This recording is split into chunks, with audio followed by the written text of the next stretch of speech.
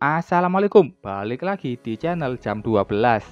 Video pertama akan aku isi dengan membawakan alur cerita dari manhwa Rise from the Rubble. Oke, langsung saja masuk ke ceritanya.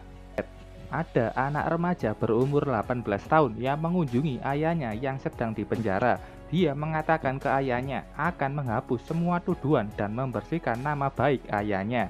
8 tahun yang lalu di kota es terjadi outbreak yang mengeluarkan monster dan menjadi bencana. Ayahnya bernama Zoe, satu-satunya orang yang selamat di kejadian itu. Penyelidikan sudah dilakukan dan ayahnya dianggap pengkhianat karena tidak muncul saat outbreak. Zovan menjalani hidup menjadi anak pengkhianat dan menjadi bahan ledekan. Zovan akan terus berusaha membersihkan nama ayahnya, tapi sang ayah menyuruhnya untuk pergi dari kota Z dan mengganti namanya untuk kehidupan barunya. Zovan masih tidak terima. Saat dia keluar dari penjara, para penjaga bilang kalau biaya kunjungannya akan naik 3 kali lipat. Zovan saat ini bekerja menjadi tentara bayaran Starfall. Uangnya habis, dia punya kalung pemberian ibunya yang terus dia jaga. Zovan pun memutuskan untuk pergi ke kuil tentara bayaran. Zovan sudah di aula mercenary, banyak orang di sana yang terus mengejeknya. Dia tidak peduli dan pergi ke kantor pamannya dan meminta misi rank E yang bagi Zovan itu berbahaya karena dia masih prajurit cadangan. Tapi pamannya punya misi rank E untuk menjadi pengintai. Dengan bayaran yang pas, Zovan akhirnya menyetujui untuk ikut dalam misi tersebut. Sampai di sana dia bertemu party yang dipimpin wanita cantik bernama Mu Yinjue. Dari senjata yang dia punya, inti monster di dalamnya, Zovan tahu kalau wanita itu adalah prajurit tingkat menengah. Inti monster itu sebuah kristal yang ada di dalam monster. Sedangkan peralatan Starfall, peralatan yang dibuat menggunakan inti monster. Zovan memperkenalkan dirinya. Saat itu datang pria sombong yang bernama Muze. Dia mengejeknya sebagai umpan monster. Orang tua ini bermarga Mu, menengahi pertengkaran mereka.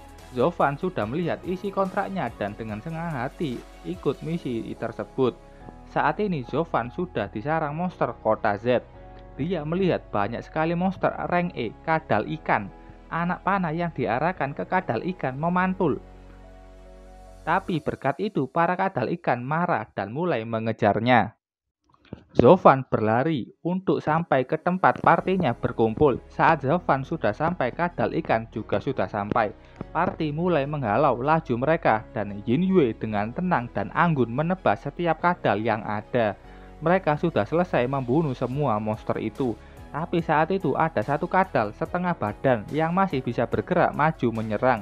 Muze yang licik mendorong tubuh Zovan untuk menjadikan dia umpan. Refleks Zovan cepat, dia menghindar, menembakkan panah ke mata kadal, dan di akhirnya Yinjue berhasil membunuh kadal itu.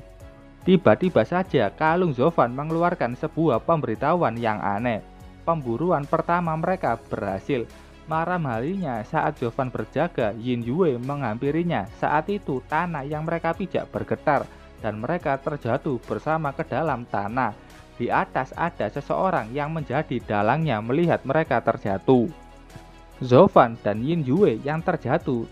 Mereka sampai di rel kereta bawah tanah dan Zovan tahu ini kedalamannya 20 meter lebih. Mereka menelusuri tempat itu untuk mencari jalan keluar. Yinjue yang punya pendengaran tajam mendengar satu pergerakan dari arah lain yang ternyata itu segerombolan kadal ikan. Yinjue menyuruh Zovan untuk mundur. Kalau membantunya, Zovan pasti akan menjadi beban. Yinjue menggunakan tekniknya membabat habis semua kadal ikan. Sama seperti sebelumnya, ada satu kadal hanya setengah badan masih bisa bergerak menuju ke Zovan. Tapi untungnya kali ini dia berhasil menusuk mati dan pemberitahuan itu sekali lagi muncul lagi. Yinjue sudah membunuh semua kadal. Mereka melanjutkan perjalanan untuk menemukan jalan baru. Tapi saat itu mereka menemukan jalan buntu. Zovan tahu itu tertutup dari luar. Yinjue yang curiga dengan Zovan langsung mengarahkan pedangnya ke leher Zovan. Zovan sendiri bingung apa maksud dari Yinjue ini. Zovan bisa menjelaskannya dengan baik agar Yinjue tidak salah paham. Yinye akhirnya tahu kalau bukan Zovan pelakunya. Zovan juga tahu kalau ini pasti ada pertikaian di keluarga Yinye. Zovan mencari jalan keluar lain yang sekiranya tidak mencolok, dan mereka berlari terus sampai menemukan sebuah jalan keluar. Tapi yang mereka lihat, anak panah menuju ke arah mereka. Yinye dengan cepat melindungi Zovan yang masih kelelahan. Zovan langsung tahu kalau itu panah beracun, makanya dia langsung cabut. Zovan melihat ke atas dan melihat ada paman Hanhu yang mengkhianati Yinye. Sifat pengkhianatan sudah mengental di tubuh Hanhu. Tanpa tunggu lama dia menekan satu tombol yang membuat tempat di mana Yinye dan Zovan berdiri meledak. Rencana mereka ternyata membuat Zovan menjadi kambing hitam yang menyebabkan putri keluargamu mati terbunuh saat melakukan pemburuan. Zovan dan Yinye kembali ke tempat awal mereka terjebak di bawah tanah. Saat itu datang segerombolan kadal ikan yang mencium bau darah milik Yinye. Yinye mengatakan ke Zovan rencana pamannya. Zovan yang tahu itu harus keluar dari sini hidup-hidup. Yinye masih bisa bertarung. Dia melindungi Zovan mencari jalan keluar yang lainnya. Di sana ada lubang kecil yang harusnya bisa menjadi jalan keluar, tapi itu tidak akan mudah karena gerombolan kadal ikan sudah mengepung mereka. Yinye menyuruh Zovan pergi dulu. Zovan menurut dan dia membersihkan jalan keluarnya dan memasang jebakan di situ. Zovan langsung memanggil Yinye dan segera setelah itu dia pergi melewati jebakan yang disiapkan Zovan. Jebakan itu berhasil menutup kembali jalan keluar dan menghadang kadal ikan untuk mengejar mereka. Tapi saat mereka sudah keluar, mereka tidak bisa tenang karena di depan mereka sudah ada gerombolan kadal ikan lain yang sudah menunggu. Yinye yang terkena racun sudah lemah dan ambruk, sedangkan Zovan dengan sisa kekuatannya menggunakan pedang Yinye menebas satu kepala kadal ikan. Tapi kepala itu masih bisa bergerak dan menusuk dada Zovan menggunakan lidahnya. Zovan ambruk, merasakan kehidupannya akan segera berakhir. Saat itu kalungnya bilang kalau Zovan sudah mengalahkan 3 monster dan energinya sudah terkumpul. Wargot sistem aktif. Sistem itu mendistribusikan poin yang didapatkan Zovan. Zovan yang terbangun kaget kenapa dia masih hidup dan lukanya pun sudah tertutup. Zovan melihat kadal ikan itu masih berada di situ dan siap menerjang mereka. Dan dia langsung menyerang kadal ikan itu.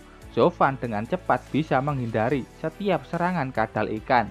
Zovan juga merasakan kekuatan di pedang Yinye. Dia tersenyum, dia maju menghindari setiap serangan kadal ikan. Dia mengikat pedangnya dengan tali, melemparkannya pas mengenai 2 lidah kadal ikan. Dia membuat posisi yang pas dan menebas kedua kadal ikan itu sekaligus. Zovan kembali melihat pemberitahuan itu dan kali ini menyuruhnya fokus ke dalam pertarungan dulu. Zovan sudah maju, setiap tebasannya berhasil memotong lengan kadal ikan, tapi jumlah yang banyak membuatnya kesusahan. Tapi sekarang kekuatannya sudah meningkat, serangannya berhasil membunuh setiap kadal ikan yang menyerangnya. Mulai hari ini dia tidak akan bersembunyi di balik partinya dan akan melewati takdirnya. Pesan itu muncul lagi, banyak poin yang bisa distribusikan, tapi sebelum itu Zovan membawa Yinye ke tempat yang aman. Zovan berencana menangani darah beracun di tubuh Yinye yang memancing banyak monster, dan dia sudah siap melakukannya. Zovan dengan susah menahan birahinya, berhasil membersihkan darah beracun itu dari tubuh Yinye. Dia juga sudah menghapus bau dari darah itu.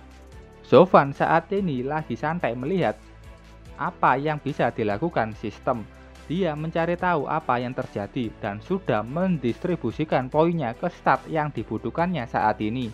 Zovan sudah meningkatkan kekuatannya. Dia mencoba kekuatannya dengan menjebak satu kadal. Satu serangannya berhasil membunuh kadal itu dan mendapatkan 3 poin tambahan.